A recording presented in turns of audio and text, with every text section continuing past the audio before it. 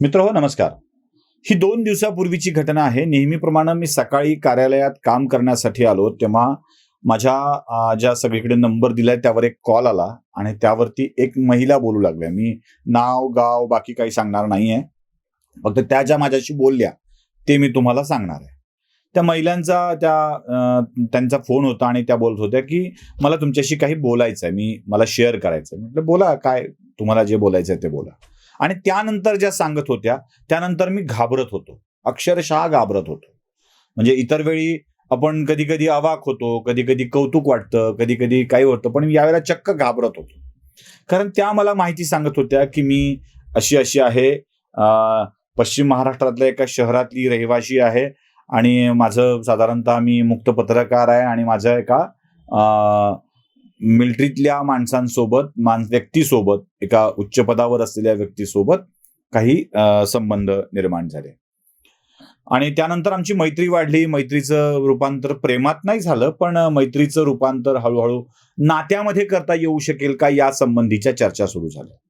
अर्थात ती जी समोरची पुरुष व्यक्ती होती, तिला आपल्या पहिल्या पत्नीपासून घटस्फोट हवा होता आणि त्या घटस्फोटासाठी तो अक्षरशः विनंती करत होता, की मला यातून मुक्त व्हायचं आहे, मला एखादी चांगली जीवनसाथी हवी आहे.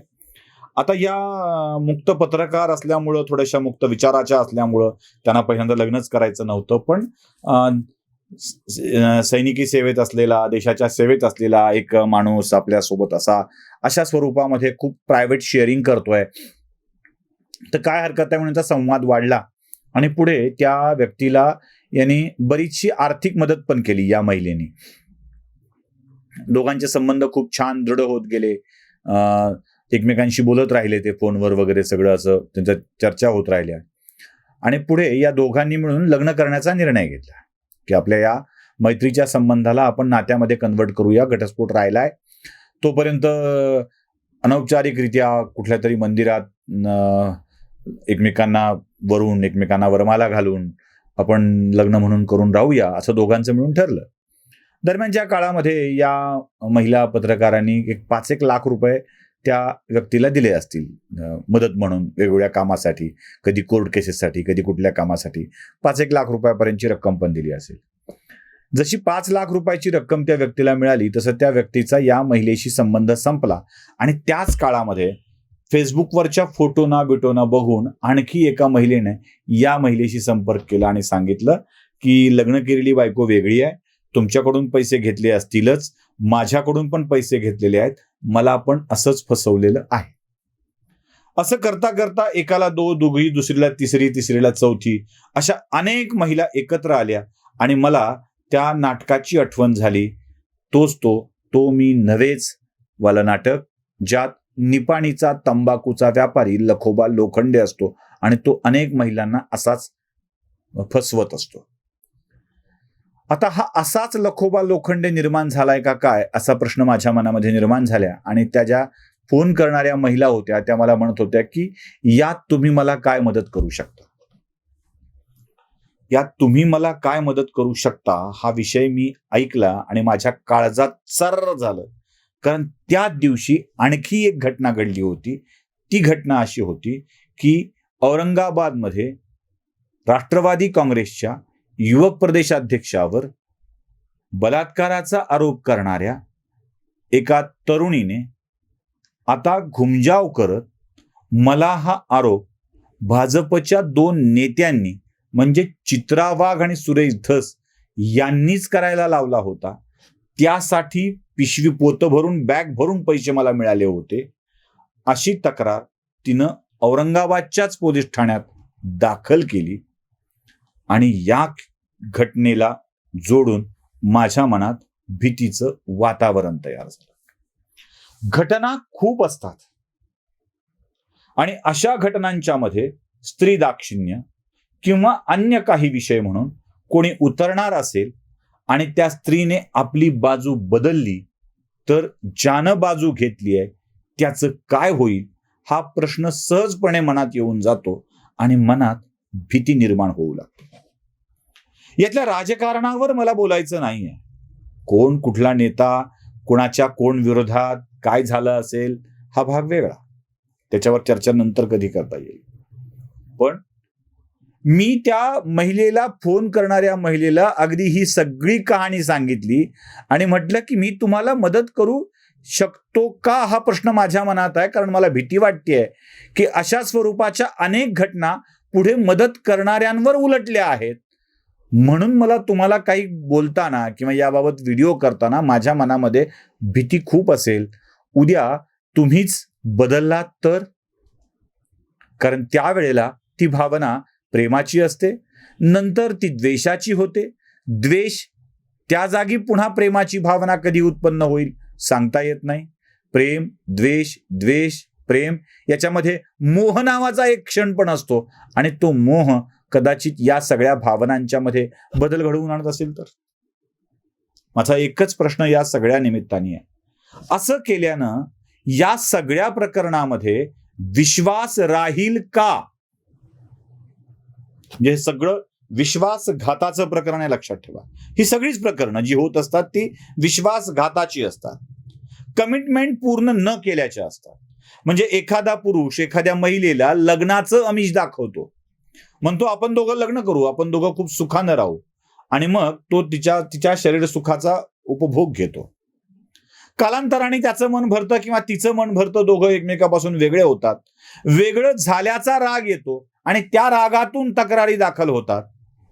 खरं तर त्यावेळी ज्यावेळी ही समर्पणाची गोष्ट घडलेली असते त्यावेळेला हा राग, हा द्वेष किंवा ही भावना याचा पुसटसा विचार सुद्धा मनात आलेला नसतो, किंवा त्यावेळेला आलाच असेल तर पुढे होईल ते बघून घेऊ अशी भावना असते. आणि त्यानंतर मात्र याच रागाचं रूपांतरण या सगळ्या गोष्टीमध्ये होत असतं. आता या सगळ्या प्रकरणात जी माणसं मदत करायला पुढे धावतात ती धावणारी माणसं धावतील का, येतील का, हा प्रश्न सगळ्यांच्या समोर आहे.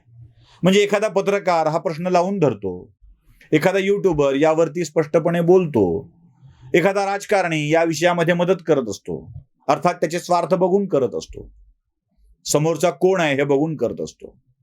म्हणजे राजकारणी असेल तर राजकारणी ताबडतोब उडी मारतात, पण एखादा राजकारण विरहित कोणी असेल तर त्यांचा यायचा फारसा इंटरेस्ट नसतो. जसं या तुम्हाला मला आलेल्या फोनच्या प्रकरणात मी सांगितलं, यात राजकारणी नाहीये म्हणून कोणाचा इंटरेस्ट नसतो. जेव्हा विश्वासाने आपण एखादी गोष्ट दुसऱ्याला सांगतो, त्यानंतर त्याच विश्वासाने तो आपल्याला सहकार्य करतो आणि मग अचानक भावना बदलली जाते. त्यानंतर ज्यांनी सहकार्य केलंय त्यांच्यावर तोंडावर पडण्याची, त्यापेक्षाही बोंबा मारण्याची वेळ येते. का आपण या भानगडीत पडलो, कशा करता यात आपण उडी मारली, असा प्रश्न सहजपणे पडून जातो. आता महबूब शेखचं प्रकरण खरं की खोटं, आरोप खरा की आत्ता हे जे मुलगी म्हणते ते खरं, हे सगळं तपासात निष्पन्न होईल. ते जर हे प्रकरण खोटं होतं तर महबूब शेखची जी बदनामी झाली ती कोण भरून काढणार? असं होतं की एखादे बॅग भरून पैसे मिळाले आणि तुम्ही आरोप करून टाकला. चला आपण क्षणभराकरता कोणीतरी लोकांनी बॅग भरून पैसे दिले असतील हे मान्य करूया, राजकीय सुडबुद्धीनं हे काम केलं असेल हे काही क्षणाकरता मान्य करूया. जसं आपण महबूब शेखनी ते केलंच होतं असं काही क्षणाकरता मान्य केलं होतं, तसं हे पण काही क्षणाकरता मान्य करूया. पण माहीत नसलेल्या व्यक्तीवरती बॅग भरून पैशा करता आरोप करणाऱ्या व्यक्तीने ते पैशानं भरलेली बॅग आरोप परत घेताना बॅगही परत केली आहे की आणखी एक बॅग घेऊन आरोप परत घेतले आहेत हे देखील स्पष्ट करणं आवश्यक आहे. म्हणजे मला हे करायला लावलं होतं, त्यांनी पैशाची बॅग मला दिली हे सांगताना मी हे करत नाहीये, मी पैशाची बॅग परत केली हे पण सांगणं आवश्यक आहे. तरच लोकांचा विश्वास राहील. त्याचं कारण सांगतो. एखादी स्त्री जेव्हा अशा स्वरूपाचा आरोप करत असते तेव्हा तिच्यासोबत समाज उभा राहत असतो एका विश्वासानं. तिच्या मनात विश्वास यावा, तिच्या मनाला खात्री वाटावी की नाही तू एकटी नाही आहेस, तुझ्यासाठी आम्ही आहोत लढायला, तुझ्या सोबत आम्ही आहोत. तो कुणीही मोठा असू दे, खास करून एखादा मोठा व्यक्ती जर असेल हे करणारा, अन्याय करणारा, तर अशा मोठ्या व्यक्तीच्या विरोधामध्ये काही लोक सशक्तपणे पुढे येतात आणि त्यांना वाटत असतं की हिला न्याय दिला पाहिजे. अशा वेळी तुम्ही केलेले आरोपच जेव्हा तुम्हीच सांगताय की मी ते खोटं केलं होतं, तेव्हा जी लोक तुमच्या सोबत आली होती, तुम्हाला न्याय देण्यासाठी धडपडत होती, त्यांची अवस्था काय होईल? मी चित्रा वाघ आणि सुरेश धस या दोन व्यक्तिमत्वांविषयी बोलत नाही आहे. ज्यांनी या दोघांना सोडून ज्यांनी या सगळ्या प्रकरणात मदत करण्याचा प्रयत्न केला आहे, त्या लोकांची मानसिक अवस्था काय होत असेल? या सगळ्या अशा संबंधांचे आरोप करत असताना पुन्हा आरोप करणं, वापस घेणं, खात्री सांगणं, या सगळ्या विषयांच्याकडे बघितल्यावरती या अशा प्रकरणात मध्यस्थी करावी की नाही, न्यायासाठी झगडावं की नाही, असे प्रश्न सामान्य माणसांच्या मनात पडत जातात. तुम्ही एक आरोप करता, दोन आरोप करता, तिसरा आरोप करता, जे आणखी काही विषयात झालाय. म्हणजे एका मुलीने आरोप केला एका राज्यातल्या मंत्र्यावरती आणि तिच्यावरच 2-3 जणांनी आरोप केला की हिनं मला असाच आरोप केला होता. त्यावेळी समोर येणाऱ्या माणसांच्या मनाची भावना काय असेल? या सगळ्याचा विचार आपण करणार आहोत की नाही? हाय प्रोफाईल घटनांची चर्चा जास्त होत असते आणि जास्त चर्चा झालेली प्रसंगच उदाहरण म्हणून सांगितली जातात, लक्षात ठेवली जातात. जर अशा हाय प्रोफाईल प्रकरणामध्ये अशा स्वरूपाचे आरोप करणे हे प्रायोजित असेल, ते वापस घेण्याची प्रक्रिया होत असेल, तर अशा आरोपांवरचा विश्वास उडून जाईल, एवढंच मला या निमित्ताने सांगायचं आहे. बघा, याबाबत आपल्या सगळ्यांना काय वाटतंय ते पण आपलं मत आपण नक्की नोंदवा. नमस्कार.